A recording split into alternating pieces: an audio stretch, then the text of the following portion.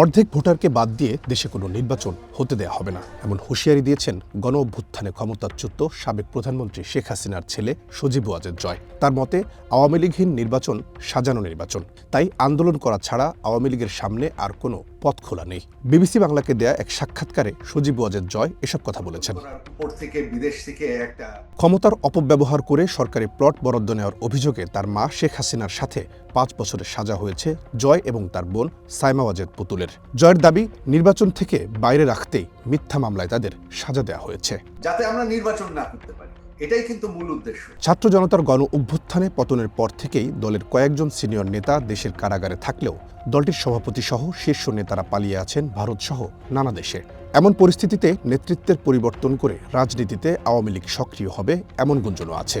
তবে এটিকে দীর্ঘ ষড়যন্ত্রের অংশ মনে করেন জয়। তার দাবি, 1/11-এর সময়ও আওয়ামী লীগ ও বিএনপির নেতৃত্ব পরিবর্তনে বিদেশি খেলা চলেছে, এখনও তার ব্যতিক্রম নয়। রিফাইন্ড আওয়ামী লীগের ষড়যন্ত্র। আপনার জন্য অবকাশ যাপনের আর বিনিয়োগের সেরা পছন্দ হতে পারে সল্ট বে, যেখানে বিলাস আর প্রশান্তি মিলেমিশে একাকার। শেখ হাসিনার পর জয়, পুতুল বা শেখ পরিবারের কেউ আওয়ামী লীগের দায়িত্ব নিতে চায় কিনা এমন প্রশ্নের কৌশলী জবাব দিয়েছেন তিনি। নাকচ করেছেন বোন পুতুলের হাল ধরার গুঞ্জনও। জয় বলছেন, সময়ের প্রয়োজনে দলের কর্মীরা নেতা হিসেবে যাকে চাইবেন তিনিই দলের দায়িত্ব নেবেন।